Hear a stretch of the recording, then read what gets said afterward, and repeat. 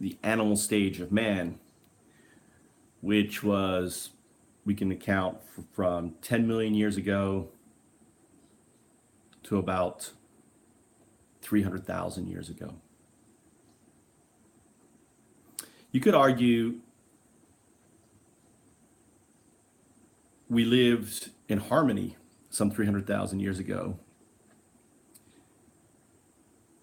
Man evolved off the islands of Somalia. There was a peninsula there.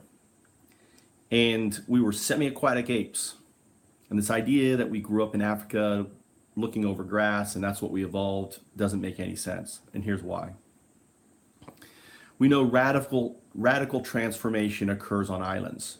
For example, birds of paradise ancestors are crows. The lack of predators enables radical transformation. And some 10 million years ago, our common ancestor between the monkey and the apes was a kind of meerkat, was all over Africa, okay, which the ancestor of this meerkat was the mouse. And as the waters melted, they were cut off on islands. And lots of islands. I imagine if you look at the Google Maps on Somalia Peninsula, right, which I call Atlantia, like Atlantia Isles. I call them the Atlantia Isles. Atlantia with an E, not an A. And that's where Atlantis was, the last of the isles. And it didn't get destroyed. We didn't have, and then the reason why we have this, all these species, all these ancient races have this kind of island story, is because that's where we did come from. And climate change back then is what forced us off the island.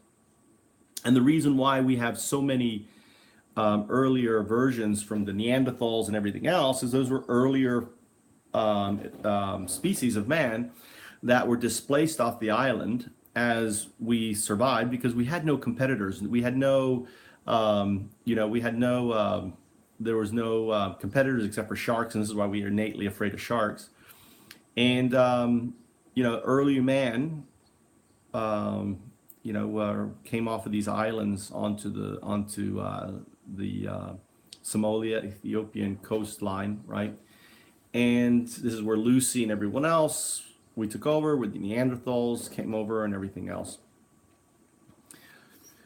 Looking at the geologic data, the oceanography data, we know that the last ice age ended around 300,000 years ago, 300,000 years ago. And all of our adaptations as humans, for example, our turned up nose, just because we were diving in the water. And we have blubber on our, which is, only other species has that. We don't know other apes or has blubber. Okay, it's a insulation for water. Okay, to keep us warm in water. Everything from our ability to see underwater and everything else, all these adaptations that we have comes from the simple fact that we were semi-aquatic ape. And what happened was, if you look at meerkats kind of as an early example of our early evolution, we'd have, a certain family would have been forced out of our species, and being an island, had nowhere else to go but on the beach, and no one wanted to live on the beach. Okay, no one wanted to eat crustaceans, everything else. They wanted the nice fig trees that existed in the islands, had trees and everything else. They could protect themselves. Well, it's as we know from biology, it is these fatty acids in seafood that actually created brain development, the tool development. We had to be able to get shellfish out of, and adapt to that. The javelin, I can't think what's called the utali or whatever. It's a javelin, was thin and lean, and it was developed for hunting fish and killing fish, and it became lethal on land, right? And I imagined that We also had cultivated our first pets were dolphins that we would fish with them, and there's examples of early, of communities that still fish with dolphins. Some 300,000 years ago, we left the island and we lived on the shores. And the reason why there's no evidence of us until about 250,000 years ago is because all of that sea level rises were still going up, and all the evidence is underwater and is gone. But we would have lived on water. And if you look at the migration of man, we followed the coastal lines, we followed the river lines, Euphrates River and everything else. That's where we followed. We were at home by the water. Water was a safety net. We could get away from predators. We could swim.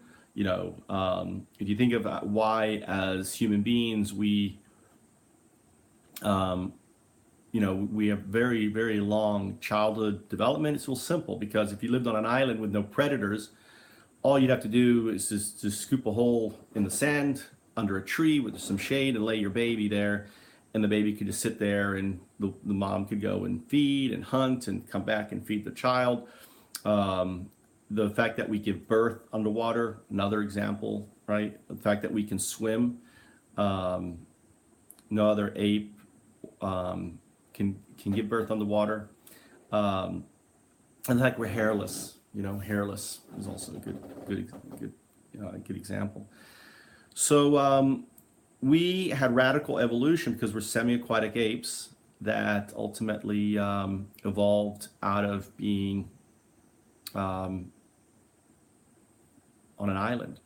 And the earliest DNA, there was a documentary done some time ago called The Journey of Man, is from the island off of the coast of Somalia. There's an island there. And the oldest DNA actually is on that island, right? So that's where the oldest DNA that they've ever found on the planet is right there. Human DNA is the oldest there, because they are the ancestors of Atlantia peninsulas that existed out there. So that's how we evolved as man. But when we left the island, some interesting things happened then. We, around 30,000, 50,000 years ago, we started worshiping, right? We started to evolve, okay? In a sense of, and we may have had it earlier than then, but there are evidence that around 30,000 years ago, the figurine of the pregnant woman, right? The kind of voluptuous. And you'll notice they liked, and it makes sense that people probably were kind of voluptuous. If you lived on an island and you had no predators and you had plenty of fish and everything else you could eat, you probably were kind of, heavy. But then as we moved to land, we had to move, we had to compete with other, more dangerous predators. We had to become lean. And really, obesity is a sign of wealth, right? Because it means you have stores of fat through famine. So that's the background. I want you to imagine from 250,000 years ago, 300,000 years ago, to just 10,000 years. So for 290,000 years, okay, we slowly dominated the planet. 290,000 years. I'm going to say we left 300,000 years. It took us 290,000 years to pretty much get to every part of the planet. And back then, you could say there were 3 tribes of men. And 3 tribes of men were the oldest tribe, which you can call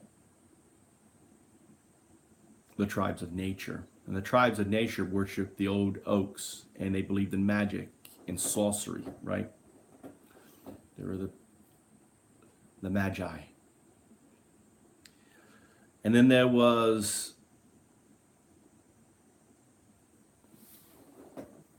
the tribe of the gods. And the tribe of the gods were the Norse gods, and the other gods, they believed in Zeus and all of the, they were gods for different things, and these gods played tricks on us, and they basically had their way with us. They were basically they personified that since man is all powerful, in essence you can think that they personified that, oh, there must be gods of us, and they must look like us or be able to, you know, appear like us and manipulate us. And they were the tribes of the gods.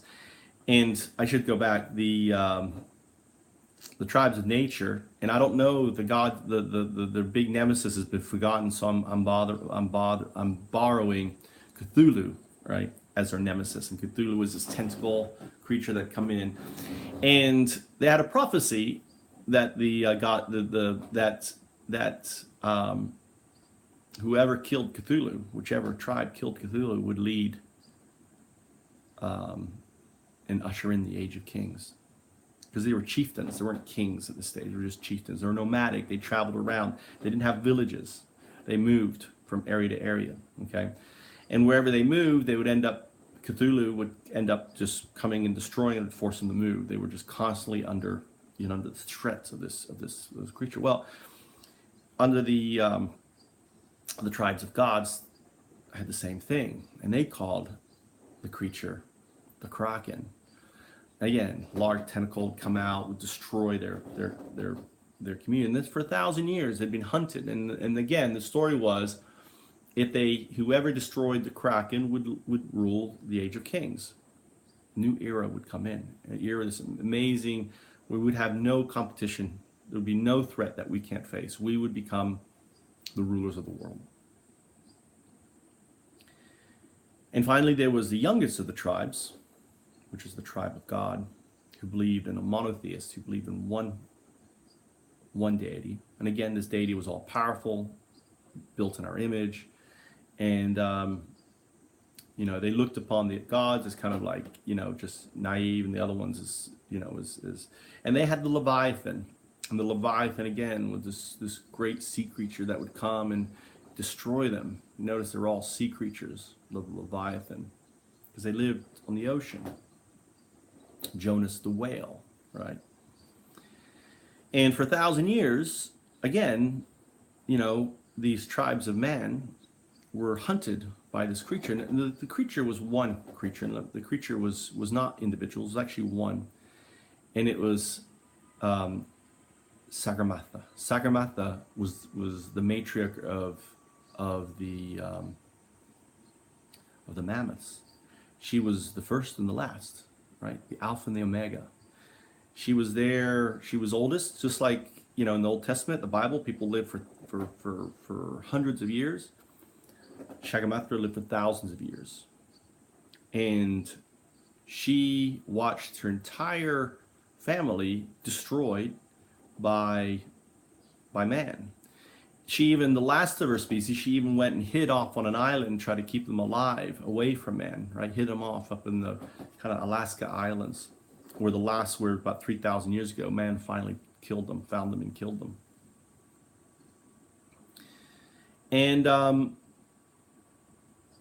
And she was the first enlightened being, and she knew that mankind, in a way, was a pathogen to the planet. A pathogen meaning a negative, a pathogen in your body is like cancer, a cancer to the planet. Ouroboros is the snake eating itself, right? Is an ancient image, thousands and thousands of years old, that predicts our consumption of our planet through its limited resources. The snake eating itself. We are the snake eating itself. And she saw the future, being enlightened. She saw man, all her species dying and everything else. And she also knew the prophecy for the age of kings to come true. She needed to die, and she was the only one who's keeping the tribes from settling down. Well, being enlightened and knowing that man would have to kill her to usher in this age, she figured she could outwit man by going to the tallest peak and dying there. And she couldn't quite make it up there. And if you look at Everest, there's a mound, and that mound is where Sagarmatha is, where she died and created a mountain herself. So she went up there, as far as she could, and she was so old, devouring time, blunt thou the lion's paws, and burn the long-lived phoenix in her blood.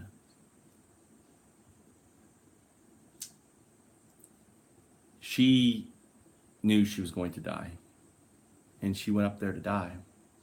And word got back to the tribes that she'd been spotted. Oh, Cthulhu is up there. And the magi of the nature, the magician, right? The magi, the seer. He goes to the chieftain and says, "Hey, you have to, we have a chance. We are the chosen ones. We're the oldest ones. We are the first. We are the believers of the true power of nature, and ultimately, we should, go and kill Cthulhu before, and it will assure us our future in the Age of Kings, and your ancestors will rule.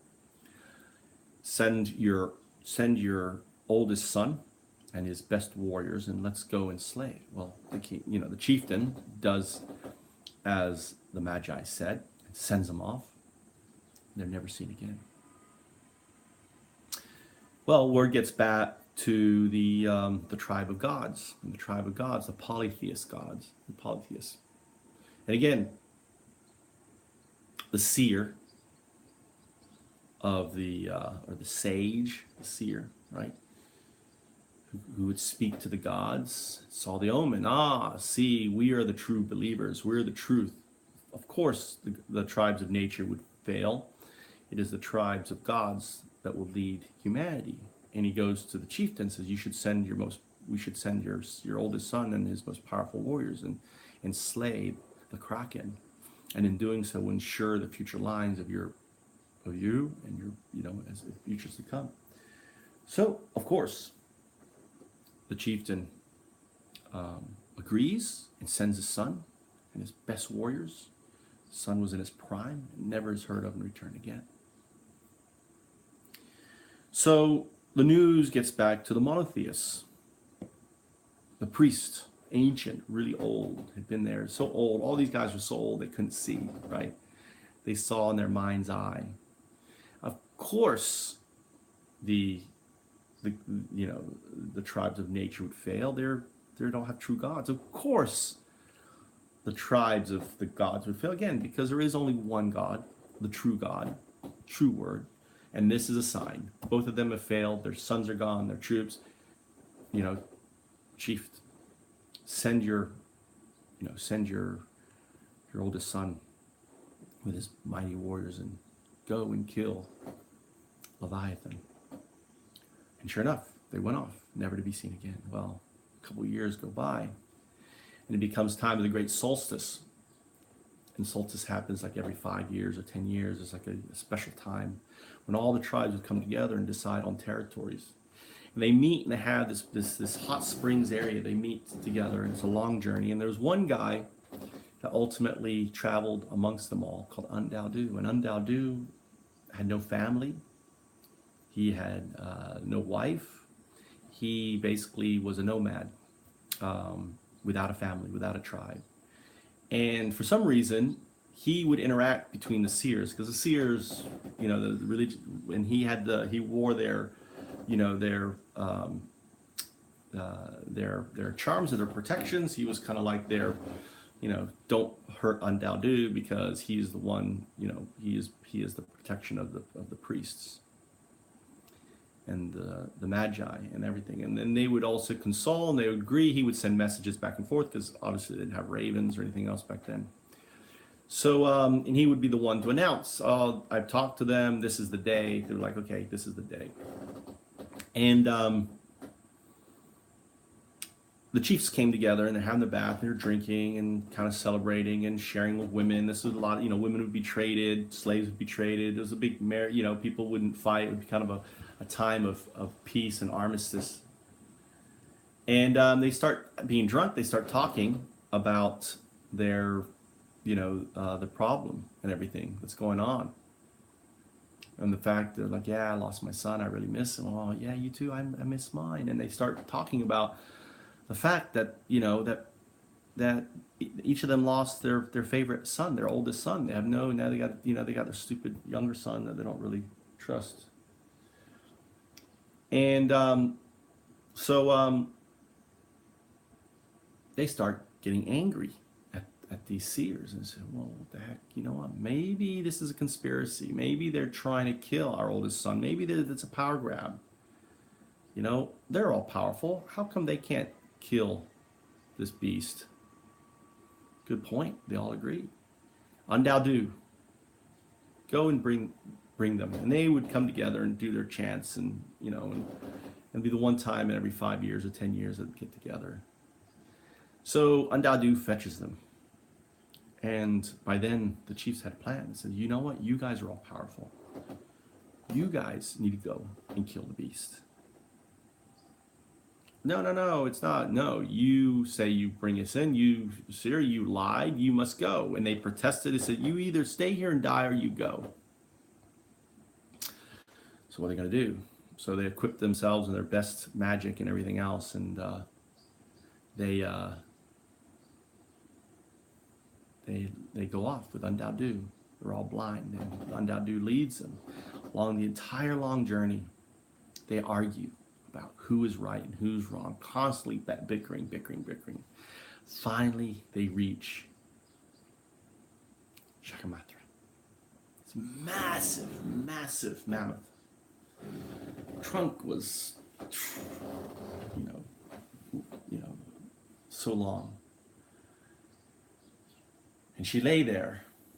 Her skin was so thick, you could see the battle scars on her. You could see she's missing one of her eyes. She's, her tusk, one of them was broken off as she, and she destroyed boats. She would swim, she would come in, and her life had finally, she glared with her big eye at them, and she stirred, the whole mountain shook because she was that big. Ah, there she is, and UnDaoDu was fearful. She stared at this massive creature who could barely move her trunk. She was on the edge of death. Sakamatra. So the Magi, help me off my horse, UnDaoDu. He gets him off the horse. He starts casting spells and throwing up her charms and everything else, and the powders and up in the sky. And he's like, face me. And she pulls out her sacrificial daggers, these long pointed daggers with all these talismans. Says, I will slay and usher in the era. We are the rightful ones. She prays to the lords of nature and the lords of the tree and the great oak and the river and the mountains, right? And she goes charging, right? And she lands right on the belly of Shakamatra, right? Massive, right? And imagine the belly is huge, right? Lands right in there, and she can smell, right? The smell. It's like and she starts wailing around on the belly, stabbing, right, with her knives. Now she's stabbed, okay? Blood would sprout out these little pinholes. They were like little prickles, right? Little pinholes. Not enough could never kill her. And Shakamatra arrived, and she's like, I'm gonna kill you. We are gonna usher it in. And as the blood touches the skin of the Magi, she has powerful visions, and she sees these huge fields of crops of wheat and rice. She sees agriculture, and she starts to laugh. Aha, you see it? I see the future in this crazy laugh. We will turn fields into food, and we will feed all of man with this food. It is the power of nature, the power of Well, you can imagine the tribes, the seer, the tribes of this ancient old seer. You can think of Vikings with no eyes and blind, and with this pulls out his old axe that he used to fight with, and his thermal staff. He's like, UnDaoDu. This is lies. This is always the Magi lies. Send me. And UnDaoDu points the seer sage into the direction, and he runs, and he lands on one of UnDaoDu's big legs that have been coming around, shaking the ground. And he lands on the leg, and it's huge leg as he grabs hold, barely able to get his arms around, right? And it's moving, and he starts whacking. He's like, "You lie! The kraken is nothing but a tree. It's like thick like a tree. It's not no field." And as he whacks into it, the blood sprouts out. And he hits his hands, and he sees images of cutting trees and building these massive cities. He has images of cities and castles and everything. He's like, I see the future. The future is not of fields, but of cities of man and of vessels and boats that will transform us around the world. We are the chosen ones. As he laughs hysterically, as this potency of this powerful, creature, Sakamata, sinks into him. Well, obviously, the final guy, the priest of the one God, the true God, he was hoping Leviathan would kill both of them, and then he could say, "I'm the one." They're both laughing in the ecstasy. He's like, "No, this can't be right. They should die. How come they're not dead? What's going on?" He's like, "UnDaoDu, send me to this Leviathan, right? Point me in the direction." As he grabs again, he pulls out his dagger, right? As he runs forward. By then, the trunk of Chakamathra had come around, right? It was trying to reach and knock off and kill the scourge, right? The ground shook under the movement of this massive, massive beast. Well, the sage lands on the trunk of it, grabbing onto it, and it wiggles, and he starts whacking into the trunk, right? And as he whacks in the tree, "You lie! Leviathan is a snake. It is not some tree. It's not some field.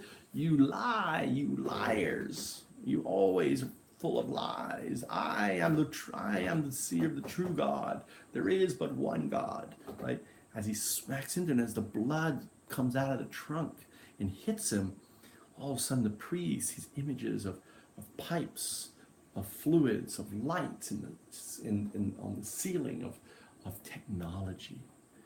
And he's like, the true power of man is not fields of food or cities of wood and stone. It is, and I don't know how he would use the word technology, it is the power of the sun. It is the power of the water. It is technology. It is it wouldn't be magic. I don't know what I would use. I'm not sure what would be used for that. And all of them in this sense of ecstasy are writhing and whacking and covered in blood of this majestic creature. And UnDaoDu stared at this horrific sight of these three, like savages. And his eye captures that of Shakamathra's eye. And you see the eye, and in his eye, he starts to cry. He's like, what, not Shakamatra, but UnDaoDu is like crying, going, "Oh my God, what is this all about? This is ridiculous. These guys, it's just an elephant, a large elephant, who is so old and weak, cannot fight itself off. And these are madmen." And Shakamatra looked into UnDaoDu's eyes and saw the tear, saw the sadness. And in that moment, as Shakamatra dies and passes, the spirit of Shakamatra enters into UnDaoDu. And UnDaoDu immediately is awake. UnDaoDu immediately sees the futures and sees the harm that mankind is ushering in. And he turns from the three mad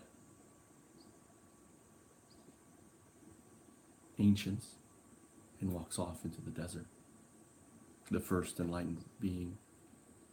And sure enough, Shakamatra died, and the age of man came. We cultivated 10,000 years ago is when rice cultivated. 10,000 years ago is when the last mammoth died. 10,000 years ago is when we started building cities, right? And we started harnessing technology. And for the last 10,000 years, these sacks of grain became money as a way to trade. We invented money. From money came taxation. From taxation came CAGR.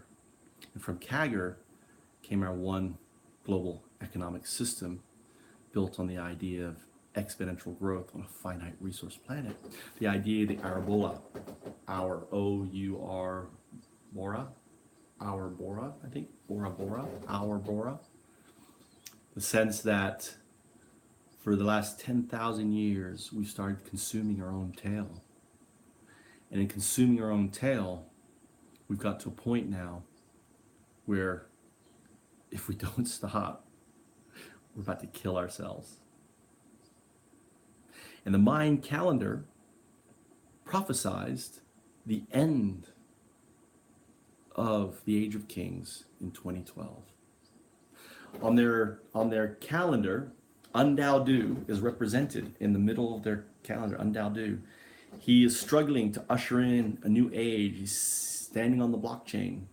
On his back is this computer. I didn't know what it was, computer, like this thing on his back with a face staring out. That is obey. And it's not obey it obeys us. It is beneficial AI. Around his head, right, is the Open Innovation Framework, or OIF, that he is struggling to bring in, including at the Foundups blockchain. The blockchain, OIF is built on the blockchain that I shared with the founders of Bitcoin Magazine back in 2011, that ushered in OIF 1.0 Ethereum. And now there's many variations of OIF. There's Ripple, Argon, there's many, many ones coming up. They're all OIFs, right? But what they failed to understand is this, is the reason for OIF was to fix a bit of broken code. CAGR. We have a piece of code in our whole economic system that treats our planet as a finite, infinite object. Our finite planet is an infinite object. CAGR, compounded annual growth rate.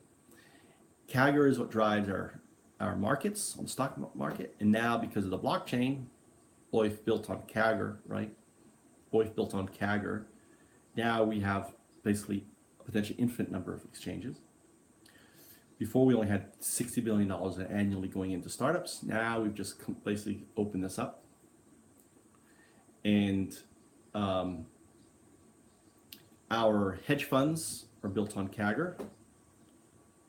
You can get return on investment. CAGR is another word for ROI, right? Is CAGR. Our banking system, our corporations, and all of this now because of OIF has created this Pandora's box. See, what the founders of Bitcoin Magazine that went on to launch Ethereum failed to realize was OIF wasn't there, right? So we could go from consuming 30 planets of resources annually to 120 by 2025 or 2030. It's there so we can replace this broken piece of code called CAGR with CAGR, from proof of ROI to proof of benefit. That's the reason why OIF exists, built on the blockchain. What you call a blockchain is OIF. And in transforming that little piece of broken code, we can transform everything. And see, OIF allows us to put any code we want. You've heard proof of stake, proof of work, they're all built on CAGR.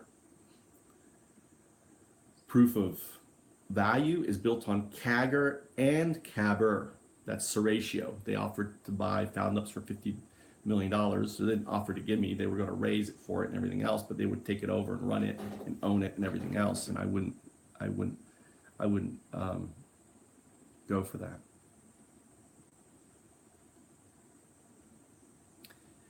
So now you know the story of the blockchain and UnDaoDu.